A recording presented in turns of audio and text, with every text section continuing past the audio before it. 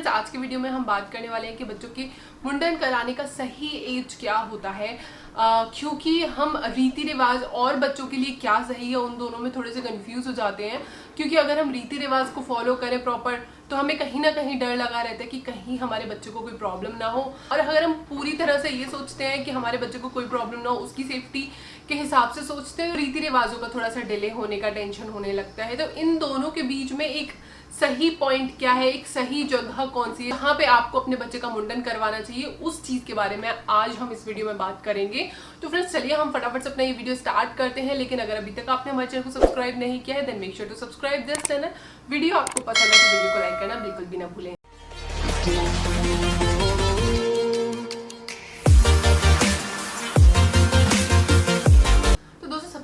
ये जान लेते हैं कि आखिर मुंडन के बेनिफिट्स क्या है, वो चीजों को जानना बहुत ज्यादा जरूरी है जिससे कि हम अपनी प्रायोरिटी सेट कर पाए। तो दोस्तों सबसे ज्यादा तो जरूरी होता है ये मुंडन इसलिए क्योंकि जब बच्चा पैदा होता है जो बाल उसके सर पे होते हैं वो उतने ज्यादा हाइजीनिक नहीं होते हैं। तो हाइजीन को मेंटेन करने के लिए बहुत ज्यादा जरूरी है बच्चे का हेड शेव करवाना। जब बच्चा पैदा होता है तो जो उसके बाल होते हैं वो बहुत ज्यादा पतले होते हैं, वो बहुत ज्यादा घने नहीं होते, बहुत हल्के होते हैं। इसीलिए बोला जाता है कि अगर आप एक बार हेड शेव करवा लेंगे तो बच्चे के बाल थोड़े थिक आएंगे, टेक्सचर बेटर आएगा, थोड़े घने आएंगे। उसके अलावा दोस्तों बोला जाता है कि बच्चे का जब सर से बाल हटा देते हैं तो थोड़ा सा उसको लाइट फील होता है, हल्का सा महसूस होता है, जिससे कि बच्चे को ओवरऑल बहुत ज्यादा उसको अच्छा लगता है। और साथ ही साथ बच्चे का जो बॉडी का टेम्परेचर है वो भी थोड़ा नॉर्मल होने लगता है क्योंकि जो छोटे बच्चे होते हैं उनका जो बॉडी का टेम्परेचर है वो थोड़ा गर्म होता है।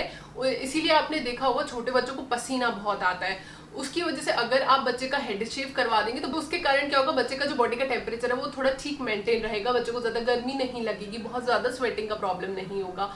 उसके अलावा दोस्तों बोला जाता है कि जब बच्चे की टीथिंग फेज शुरू होता है उस टाइम पे अगर आप हेड शेव करवाते हैं तो बच्चे को टीथिंग में काफी आराम मिलता है क्योंकि ऑलरेडी बच्चे को बहुत ज्यादा भारीपन सा रहता है टीथिंग के टाइम पे। और अगर आप उस टाइम पे हेड शेव करवाते हैं तो बच्चे को थोड़ा लाइट फील होता है जिससे कि उसको टीथिंग प्रोसेस में भी काफी ज्यादा आराम मिलता है। उसके कंफर्ट जोन में रखना, स्वेटिंग उसको कम हो, लाइट रखना, ये सारी चीजें बच्चे को बहुत ज्यादा अच्छी लगती है, बच्चे को बहुत ज्यादा कंफर्टेबल महसूस कराती हैं।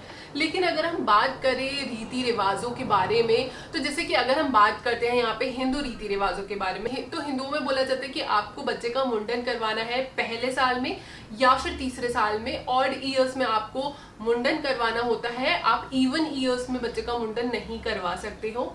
साथ ही साथ उसके साथ में एक ये रिस्ट्रिक्शन होती है कि जब तक आप अपने बच्चे का मुंडन नहीं करवा लेते तब तक आप बच्चे को कहीं बाहर बहुत फ्रिक्वेंटली नहीं लेके जा सकते, कहीं बहुत ज्यादा गैदरिंग में नहीं लेके जा सकते जब तक आप एक बार बच्चे का मुंडन नहीं करवा लेते। और जनरली ये मुंडन जो है वो किसी टेम्पल पे होते हैं, जो भी आपकी फैमिली के लिए स्पेसिफिक टेम्पल्स है वहां पे होते हैं।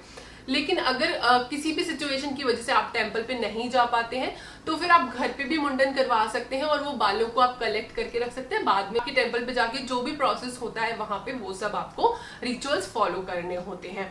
ये तो रही रीति रिवाज की बात। अब यहाँ पे क्या होता है, बहुत सारे पेरेंट्स को ऐसा होता है कि हम बाउंडेड है, जब तक कि बच्चे का मुंडन नहीं हो जाता हम उसे कहीं नहीं ले जा सकते। इसके चक्कर में ना बहुत सारे पेरेंट्स बच्चे का मुंडन बहुत जल्दी करवाते हैं, 1.5 महीने पे 2 महीने पे ऐसे करवा देते हैं।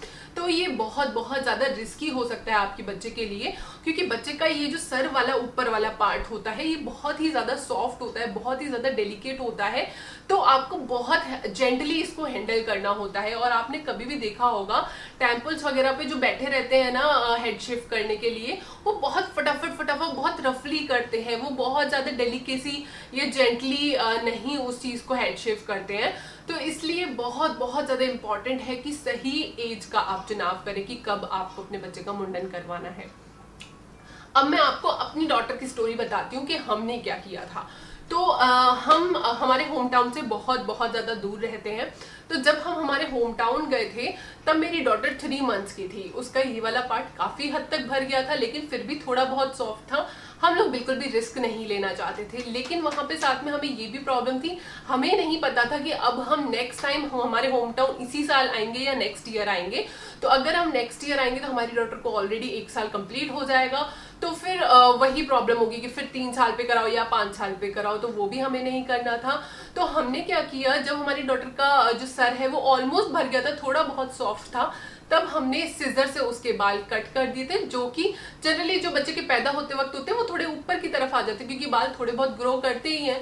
तो वो हमने सिजर से कटवा लिए थे, घर पे ही बुला लिया था नाई को। उसने क्या किया, हमारे डॉटर के जो ऊपर के बाल थे उसने वो सिजर से पूरे कट कर लिए। उनको संभाल के मेरी मदर इन लॉ ने रख लिया। जब भी टेंपल जाना होगा तब उनको जो भी वहां पे रिचुअल्स होते हैं टेंपल पे जाके वो बाद में फॉलो किए जा सकते हैं, फर्स्ट ईयर में या 3 ईयर पे। अब जैसे कि मेरी डॉटर का 2nd ईयर चल रहा है तो अभी ही तो रिचुअल फॉलो नहीं हो सकते हैं। तो जो बाल थे उसके वो कहीं भी हैंकी वैंकी में बांध के सेफली रख दिए। अब उसके बाद क्या होता है, अब मेरी डॉटर का हेड शेप प्रॉपर तो नहीं हुआ, उसके बाल भी उतने अच्छे से नहीं आ रहे थे।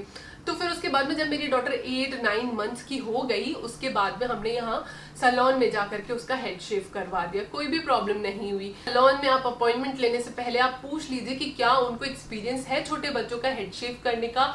आप ये मेंशन करना बिल्कुल भी ना भूलें कि आप फर्स्ट टाइम हेड शेव करवा रहे हैं। हमने भी यही किया था, न जाने कितने सारे सैलून्स वालों ने खुद ही मना कर दिया था कि वहां पे उनके पास में कोई भी ऐसा प्रोफेशनल नहीं था जो कि छोटे बच्चों का हेड शेव करने की उसको प्रैक्टिस हो, या फिर उसने किसी ने ऐसे बेबी का हेड शेव किया हो जो कि फर्स्ट टाइम करवाया गया हो। तो ऐसे बहुत सारे बड़े बड़े सैलून्स को हमें रिजेक्ट करना पड़ा, या फिर उन लोगों ने हम लोग को मना कर दिया। तो बहुत सारे सैलून्स में ये बात करने के बाद में हमें एक सैलून मिला जहाँ पे एक था जिसको एक्सपीरियंस था इस बात का, तो हमने फिर वहां पे जाके उसको हेड शेव करवाया। तो इसी तरह से आप भी करवा सकते हैं। अगर आपकी सिचुएशन ऐसी फंस रही है कि आपको 2-3 महीने पे ही करवाना है, तब आप सिजर से कट करवा लीजिए और बाद में जब बच्चा 8-9 महीने का हो जाए तब आप उसको हेड शेव करवा सकते हैं। लेकिन अगर आपकी ऐसी सिचुएशन नहीं फंस रही है जैसे कि हमारी थी, तो फिर आप थोड़ा वेट कीजिए, 6, 7, 8, 9 महीने के अराउंड आप बच्चे का हेड शेव करवा दीजिए। वो सबसे ज्यादा कंफर्टेबल भी रहेगा आपके बच्चे के लिए, और साथ ही साथ आपकी जो रीति रिवाज है, जितने भी रिचुअल्स है वो भी फुलफिल हो पाएंगे, वो भी आप फॉलो कर पाएंगे, कहीं भी कोई चूक नहीं होगी। जो आपकी दोनों तरफ से रिस्पॉन्सिबिलिटीज है उनको आप पूरा कर सकते हैं। ये जो स्टोरी है इससे आपको बहुत अच्छे से आइडिया लगा होगा। मैंने इसीलिए आपको अपनी स्टोरी बताई क्योंकि भी बहुत ज्यादा कॉम्प्लिकेशंस हो रहे थे जब हम हमारी डॉटर के हेड शेव के बारे में सोच रहे थे। तो इसीलिए मैंने सोचा कि मैं स्टोरी आपके सामने शेयर करती हूँ, जिससे कि डेफिनेटली आपको अपने बच्चे के लिए सही टाइम पे, कौन से टाइम पे आपको अपने बच्चे का हेड शेव करवाना है उसके बारे में आपको एक आइडिया आ जाएगा। तो दोस्तों ये है मेरी तरफ से वीडियो। आई होप कि ये वीडियो आपके लिए काफी ज्यादा हेल्पफुल होगा, आपको काफी ज्यादा पसंद आया होगा। पसंद आया है तो दोस्तों इस वीडियो को लाइक करें, हमारे चैनल को सब्सक्राइब करें इस तरीके के और भी वीडियोस देखने के लिए। तो चलिए मिलते हैं नेक्स्ट वीडियो में, तब तक के लिए बाय एंड टेक केयर।